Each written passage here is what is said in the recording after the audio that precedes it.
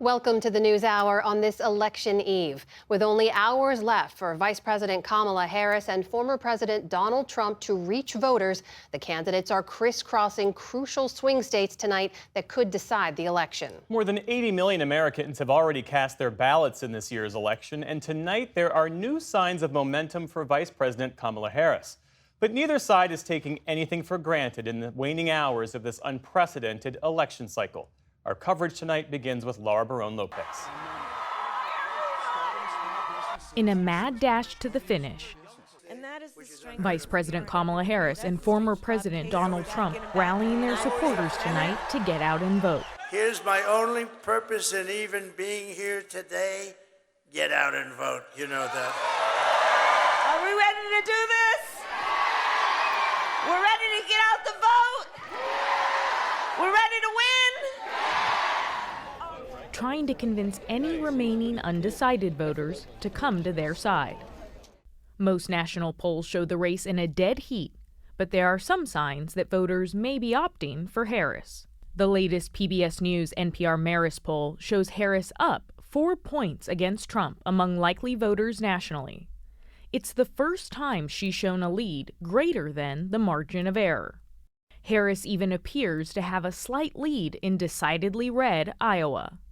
The final Des Moines Register Mediacom poll shows Harris ahead by 3 points among Iowa voters. Momentum is on our side. Momentum is on our side. Can you feel it? We have momentum, right?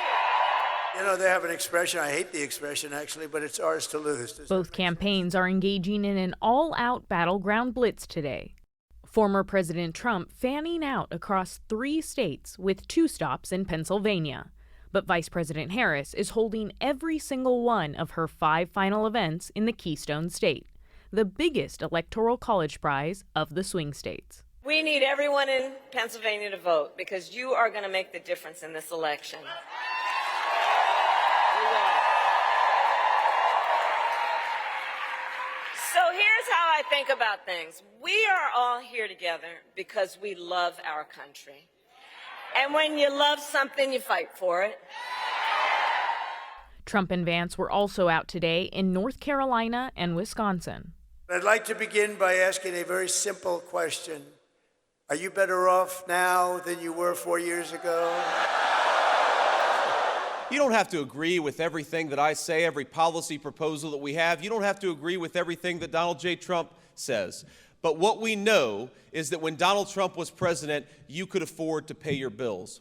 It builds on a weekend of campaigning by both candidates at breakneck pace, including media appearances.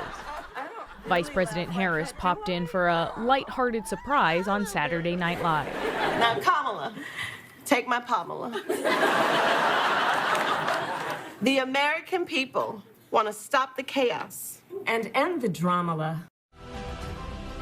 For equal airtime, NBC played a 90-second special message from Trump during 2 major Sunday sporting events, a NASCAR race and Sunday Night Football. At a Sunday rally while surrounded by bulletproof glass, Trump made menacing remarks toward the press.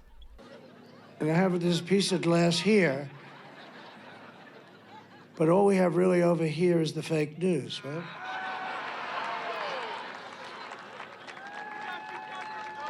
And to get me, somebody would have to shoot through the fake news. And I don't mind that so much. Trump's campaign tried to defend the remark, claiming that the former president, who regularly calls reporters the enemy of the people, was actually looking out for the press.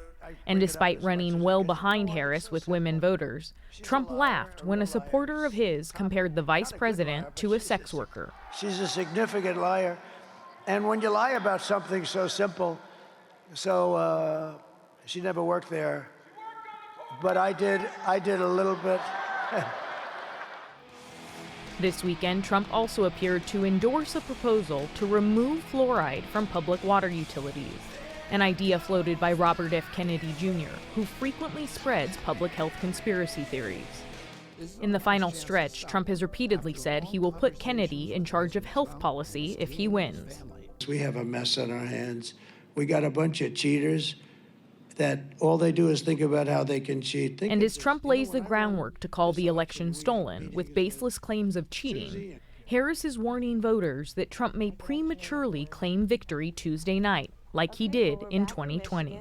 I would ask, in particular, people who have not yet voted, to not fall for his tactic. The former president wraps up tonight with a rally in Grand Rapids, Michigan, the same city where he ended both his 2016 and 2020 campaigns. And Harris will hold a star-studded event from the Rocky Balboa Steps in Philadelphia.